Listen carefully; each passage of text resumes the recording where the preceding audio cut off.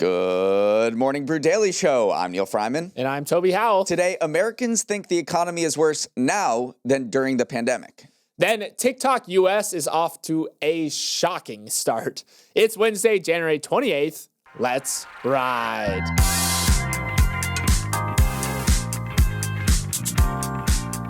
Let's kick off the show by talking about one of my favorite subjects, civilizational collapse. It could be closer than ever. Yesterday, the advocacy group Bulletin of the Atomic Scientist moved its doomsday clock to 85 seconds until midnight, signaling that Earth is as close as it's ever been to total destruction, according to them. The group cited increasingly belligerent nuclear powers, climate change, the misuse of biotechnology, and the rise of artificial intelligence without adequate controls as the main potential sources of annihilation.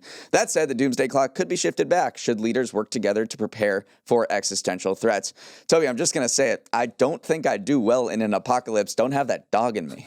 Well, don't start going Mad Max on me yet, because a lot of people are sort of roasting the doomsday clock, because how is it closer to midnight now than in 1962 at the peak of the Cuban Missile Crisis, which merely brought us 7 minutes till midnight? And part of that just has to do actually with a methodology change. In the past few years, the group has changed from counting down the minutes until midnight to counting down the seconds, because it gives you a little bit more flexibility and nuance when addressing global rapid change that's hitting our world right now. Inflation's hitting everything, Exactly. from groceries to doomsday clock counts. And now a word from our sponsor, Sandals. Neal, got any fun travel plans? Yeah, I'm visiting home for a very quiet dinner with my parents, followed by the annual fight.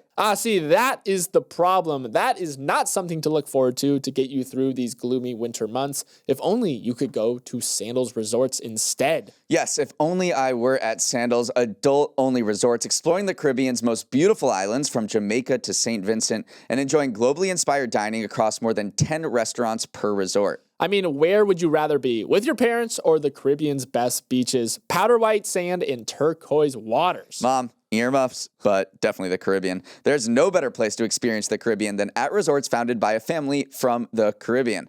The Winter Blues sale is now on, so visit sandals.com for the best all-inclusive value in the Caribbean. That's sandals.com. Okay, this is incredible. Americans' views of the economy is officially worse now than it was during the pandemic, when you could barely leave your house and unemployment neared 15%. The Consumer Confidence Index for January, released yesterday morning, tumbled almost 10 points to its lowest reading since 2014, far lower than projections. The Conference Board survey asked respondents to assess the economy as it stands currently and their outlook for the future. Those questions revealed a nation more pessimistic than Eeyore. Perhaps the biggest area of concern is a job market that stagnated over the last year. More than 55% of respondents said it was difficult to land a job, the highest number since the pandemic, and the share who said that jobs are plentiful tumbled to 23.9% from 27.5% in December. But people are worried about the economy for other reasons too, specifically inflation. The Conference Board said references to prices and inflation, oil and gas prices, and food and grocery prices remain elevated. Plus, mentions of tariffs, trade, politics, health insurance, and war all rose in January. Toby, I can't help but think of the vibe session of a few years ago when people were super down on the economy, but continued to spend like everything was hunky-dory. The key question is, will this time be different? I mean, that list that the chief economist of the Conference Board pointed out gives plenty of reason why people are not feeling good. The doomsday clock at 85 seconds makes a lot of sense. I know, what a dour start to the morning. But it is true that consumer sentiment is in the gutter right now, and I think you have to look into the reasons why. Obviously, you pointed to the labor market. One good kind of metaphor for how the entire economy is right now is, I'm stealing from Diane Swank, which is a KPMG economist. She said, it's a one-legged stool everywhere you look. And basically what she's saying is that only certain parts of the economy are propping up the larger whole. And in the labor market right now, one industry is the only one doing the hiring. It is healthcare. It's driven most of the gains in the labor market over the past year or so. In the consumer spending front that you mentioned, It's rich people. Rich people we've talked about this ad nauseum on the show. It's a K-shaped economy where just look at the planes that you are going on. Everyone in first class is driving most of the revenue for airlines. Same goes for all the way across the economy. So one-legged stools everywhere you look, which is probably why people are feeling very uncertain right now. I think the biggest red flag is the job market. According to the survey, just 14% of respondents expected more jobs to be available in 6 months. The job market is essentially just frozen over. We got more bad news yesterday on that front. Pinterest, social media giant, announced that it was going to lay off less than 15% of its workforce. And the reason why this is notable, well, it's a lot of people, but also they tied it directly to artificial intelligence. They said the company is taking these actions to support transformation initiatives like reallocating resources to AI-focused roles in teams. I think people certainly have AI and how that's going to impact their job in the back of their minds when they're perhaps responding to a survey asking, hey, how do you think the economy is? Do you think you'll have a job in the next 6 months? And then the weird part about AI too is that if you look at GDP projections coming up over the next year, they're pretty rosy. I mean, there are some very optimistic projections, saying that GDP will grow 4 or 5% over the next year, but a lot of that is driven by AI investment. And so if artificial intelligence spending is the only thing kind of drawing the carriage of the economy forward, then again, that's another one-legged stool that we're looking at, that most of the business investment have been in data centers. It's not a very broad business investment. So very few things are propping up the economy right now, which is, again, leading to all of that uncertainty. Moving on, TikTok is looking like a broken clock these days. After the US version launched last week, a wave of glitches have hit the app, which the company blamed on a power outage at one of its data centers, creating, quote, cascading systems failure. However, TikTok's explanation is not sitting well with its user base, who claims the company is censoring political content, especially anti-Trump and anti-ICE content. One viral example that was verified by CNBC showed the word Epstein triggering an error message in DMs, prompting an investigation from the company. Other more general issues users reported were their videos getting flagged as ineligible for recommendation, posts showing 0 views, which make better videos, am I right, and DMs failing to send. While the censorship narrative gained a lot of attention on social media, Gavin Newsom went as far as to launch a review into whether TikTok is violating state law by censoring content. More mundane issues like a massive winter storm could help explain some of the outages. In general, though, it's been a very rocky start to life for the joint venture, highlighted by the number of US users deleting the app surging nearly 150% over the past 5 days, according to Sensor Tower. Neal, tough to think of a worse start. Well, the 2025 Colorado Rockies would like a word. All you have to do is go to the App Store to see this change take place. I looked at the top 25 free apps. TikTok is not there, which is crazy to think about. It's one of the most popular social media apps in the country. What is there at number 2 is a social media app called Upscrolled. It was just started last year. It's sort of a blend of Instagram and X, and a lot of users from TikTok have been defecting from there to Upscrolled and a number of other competitors. We saw this happen after Elon Musk took over Twitter/X a few years ago. Who knows whether this will have any staying power, but at least right now people are voting with their feet, because no matter the cause of the issue, whether it was actual censorship, but there's no evidence of, or these data center power outages, people just don't trust the current leadership of TikTok, or many users don't seem to trust the new current owners, and they're voting with their feet. One thing that I mentioned when we talked about TikTok kind of getting into this US joint venture was the fact that the data security risk now lies with Oracle. Like, the buck stops with Oracle, and we immediately saw how that is going to manifest, because if they have a data center issue now, they cannot blame ByteDance. They can't really blame Beijing at all. It all comes down to whether Oracle can withstand the load of taking on TikTok USA onto their servers. And early signs are not good. They have not done well with it, because if the reason why you're saying all of these errors were occurring for users is the fact that your systems couldn't handle it. That's still not a good thing. Even if you're not censoring data, like that is not a good start to life as a U.S. joint venture. Meanwhile, there's another headline yesterday that just shows how powerful TikTok was at least a few years ago, and hopefully it'll continue in the future if the new owners sort of handle this okay.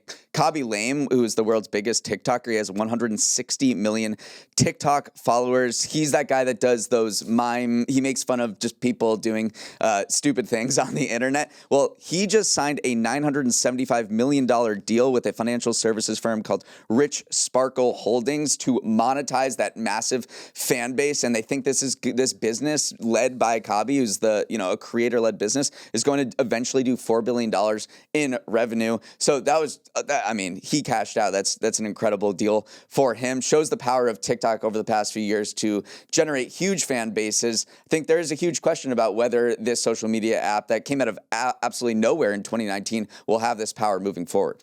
Moving on, after 2 decades of negotiations, the European Union and India finalized a trade agreement yesterday that leaders are calling the mother of all trade deals. It's the latest sign that President Trump's tariffs have motivated other countries to cozy up to each other and reduce their dependence on the American market. The mother of all trade deals is indeed massive. It covers nearly 2 billion people, encompasses about 1/4 of the global economy, and 1/3 of global trade.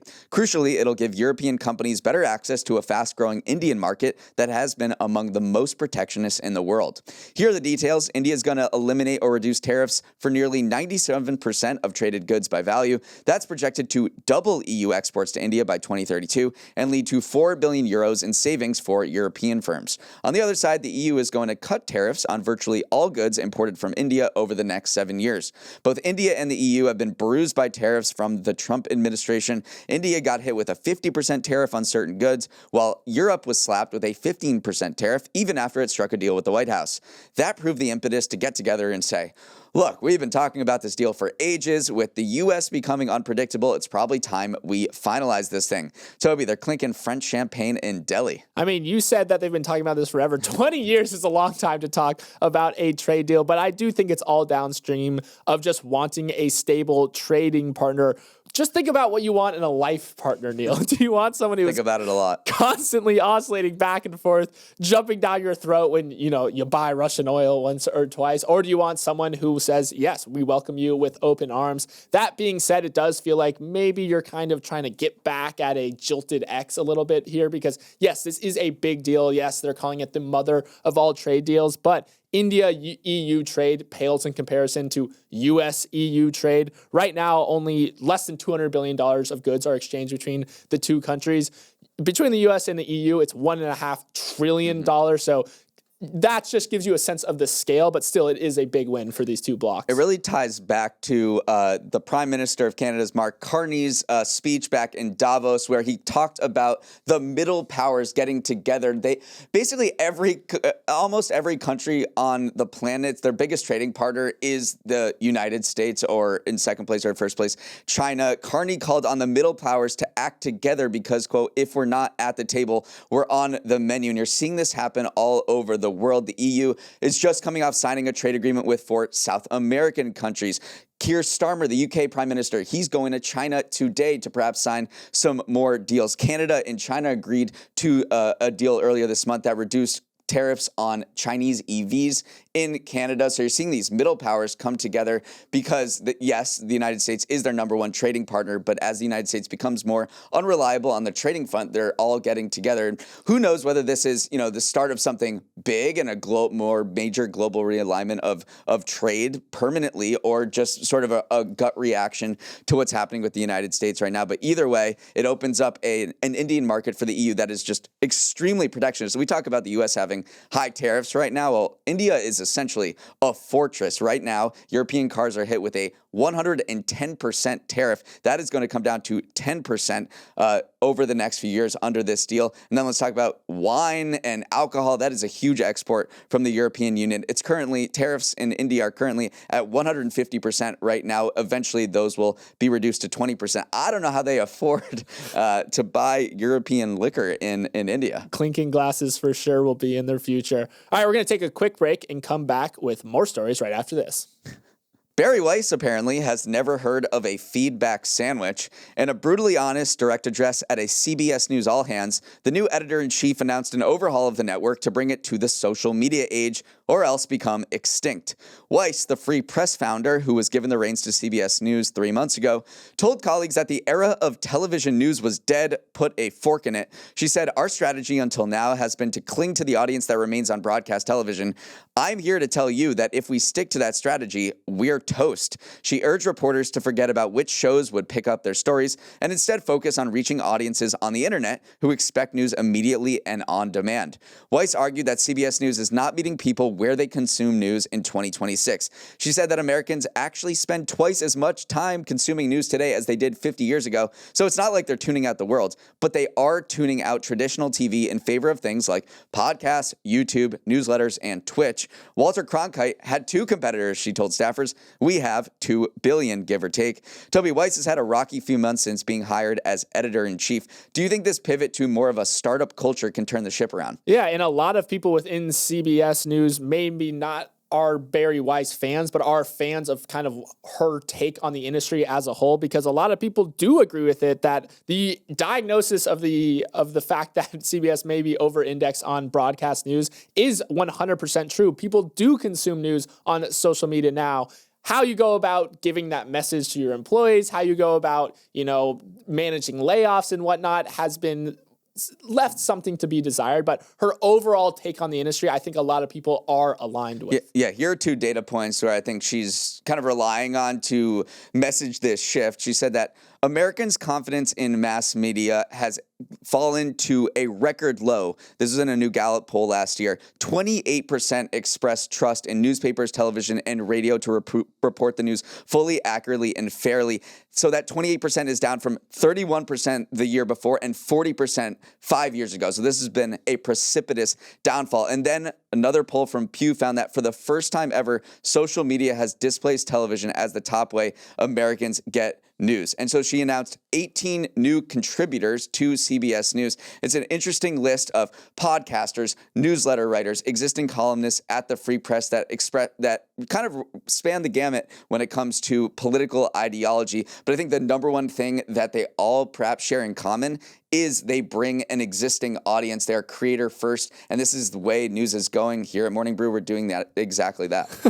Little endorsement of Morning Brew along the way. But yeah, and one of the big things that she is trying to preach here is that we need to install trust in news organizations once more. But a lot of people say you're kind of undermining that very goal when you do something like pull a 60-minute segment just days before it's going on air because the government hasn't had a chance to respond to it yet. So people are saying, let's execute this strategy if you actually believe in this, because right now people don't trust you and don't trust CBS as a whole because of the moves that you have made yourself. So yes, you can bring Andrew Huberman on, you can bring Peter Attia on, which are some of the commentators that she is doing. But if you want to establish trust, you just got to make moves that establish trust. Moving on, Yale wants to make sure that your grades are the only thing you can blame for not getting into Yale. Yesterday, the school announced a major expansion of its financial aid program. Starting this fall, kids who come from families earning up to $200,000 a year will be able to attend the school tuition-free,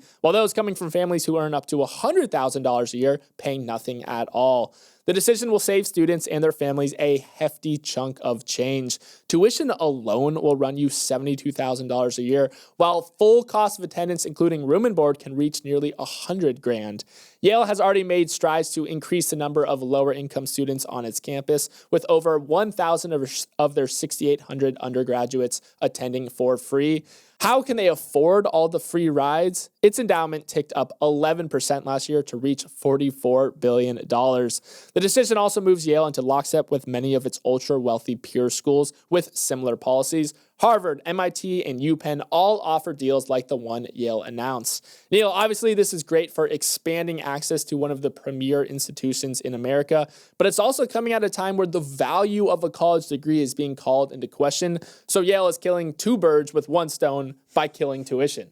This is all about hitting the middle class. So at Yale and other elite institutions, they're doing really well with low-income students. They're doing really well with high-income students, unsurprisingly, those legacy people. So this is all about targeting the middle, and that's why they are increasing this tuition exemption to $200,000 instead of up from $100,000 earlier. Like, Yale has nearly doubled the number of low-income students that go to New Haven in recent years, but that middle is the gap that they're trying to solve now. I think they're trying to solve a ROI issue as well, because they are trying to defend their relevance. They're trying to defend their legitimacy right now, even as you have students kind of second guessing if this is worth it. Like, should I go into debt to attend this institution? Is it worth spending $100,000 a year, even though it is Yale? It is just an insane amount of money. So they have adopted sort of this high price but high aid model, because you are splitting the difference there, because you can say we still have that prestige sticker price, but we are allowing a lot more people in as well. So that is one of the big questions here, is obviously expanding access, but how do you defend the legitimacy of your institution? And this seems like a pretty good way of going about it. I think it's worth going just for the pizza alone. I've never had any New Haven pizza. Like, we make jokes about it all the time, but I visited Yale on my college tours, didn't actually have any pizza, so we got to go back sometime soon. All right, let's sprint to the finish with some final headlines. Healthcare stocks need an ambulance. After a surprise report that the government is likely to keep the Medicare Advantage rate flat for next year, insurer stocks collapsed like a cheap lawn chair. United Health Group, bam, down at 20%. Humana, ouch, down at 21%. CVS Health, my leg, down 14%. I could keep going. In total, nearly $100 billion in market cap was wiped away in a deeply red day for the sector. Medicare Advantage rates, aka the per patient payments the government makes to insurers, powers a major part of the healthcare industry, driving more than $500 billion in revenue last year.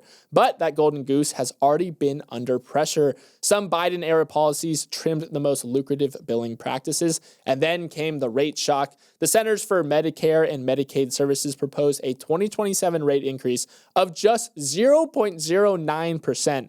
Wall Street expected closer to 5%. Suddenly, the engine looks broken, Neal, and there's no mechanics with anything higher than a 2-star Google review nearby to fix it. I've never heard someone relish stock prices tumbling as much. It felt fitting, all right? As much as that, yeah. What you're about to see is the mother. We talked about the mother of all trade deals. We're about to see the mother of all lobbying to protect this very lucrative $500 billion business in Medicare Advantage by these health insurance companies. In previous times, they've rolled out seniors talking about how they're going to lose coverage. They've taken out commercials in the Super Bowl. So one consultant said this is going to be the typical industry Medicare lobbying on crank this next 90 days, because right now this capping rates is just a proposal. They haven't finalized it yet. So prepare for an onslaught from the health insurance company. So in the future, maybe we'll talk about their stock prices rising, and you'll have the same amount of verve. All right, our next headline: Amazon is giving up on its grocery ambitions, or at least the stores that bear its name. Amazon Go and Amazon Fresh were the ugly stepchildren of the e-commerce giant's foray into food. Fresh was intended to be a mass market alternative to Whole Foods. Go was intended to be a checkout-free convenience concept, but Fresh felt stale and Go never went. Now both are being subsumed into the one concept that is working for Amazon, Whole Foods. The thought process is Whole Foods has a clear brand identity and a loyal customer base, so why fight it? Plus, all the same-day delivery experiments that Amazon wanted to try out of those previous locations can actually be rolled out from those stores as well. Neal, this feels like a no-brainer. Why force a round peg into a square Whole Foods? Just ride with what people know. It is pretty funny that the only grocery concept physically that is working for Amazon is Whole Foods, which is the one they bought back in 2017 for $13.7 billion. It's another L for Jeff Bezos' pet projects. The Lord of the Rings TV series, which was his brainchild, he said, go find me Game of Thrones, hasn't worked out so well. And then this other pet project was the Just Walk Out technology that was featured at Amazon Go's convenience stores, where you just pull something off the shelf, walk out, and we'll have this technology to essentially check you out without you waiting in line. They sunsetted that technology in 2024 at Amazon Go stores. Now there's going to be no Amazon Go stores. They have licensed the technology to things like sports arenas, and it is being used at around 360 third-party locations. But Bezos's pet projects, a little 0 for 2. I'll say another one of his pet projects was Amazon to begin with. So Yeah. maybe he's doing well, and that kind of subsumes the rest. He's hitting for power, not for average, Neal. All right, finally, Southwest Airlines entered a new era yesterday, scrapping its 50-plus year open boarding system for more traditional assigned seats. Now, if you get on a Southwest plane, you'll be assigned a seat and placed into an 8-group boarding structure, similar to how other airlines do it. It's part of Southwest's sweeping overhaul to make more money, a transformation that also includes charging for bags when bags used to, famously, fly free. The transition from Mad Max level anarchy to buttoned-up airline will take about 2 months to complete, so don't be surprised to see those tall metal columns still standing by a Southwest gate, but those will have their numbers removed or covered till they're whisked away from the airport. Toby, I think they should auction off these metal columns. Would love to have one at my house. I've never been in the A section of one of those columns, so get me the A1 through 30 because I never checked in time. This just stinks. I'm saying it now because Southwest used to be like the quirky airline that it used to have little idiosyncrasies that defined it against the rest of the industry. Now it just feels the same as the rest of the industry. So yes, will they probably make more money? Is that the goal of the business? Probably that's a good idea, but in terms of just like user love for the brand, I'm not sure this is going to be the wise decision. People love the brand because of that boarding system? Yeah, it's different. It's different. That is very much, and bags fly free, obviously. Yeah, I think that has more of an impact. I mean, maybe people did enjoy that boarding system, but I did not. It was like a free-for-all to get in line. And that might say more about you than about the customer base as a whole. That is basically what the brand is saying, though, that assigned seating actually reduces anxiety among travelers because they know what to expect. But a lot of people like the egalitarianness of it all, that there is no first class. It's just like how prompt you were with checking in. So now it's just like any other airline. Yeah, Southwest will never be the same. That is all the time we have. Thanks for starting your morning with us and have a wonderful Wednesday. If you want to get in touch, send an email to morningbrew@morningbrew.com or DM us on Instagram @MBDailyShow.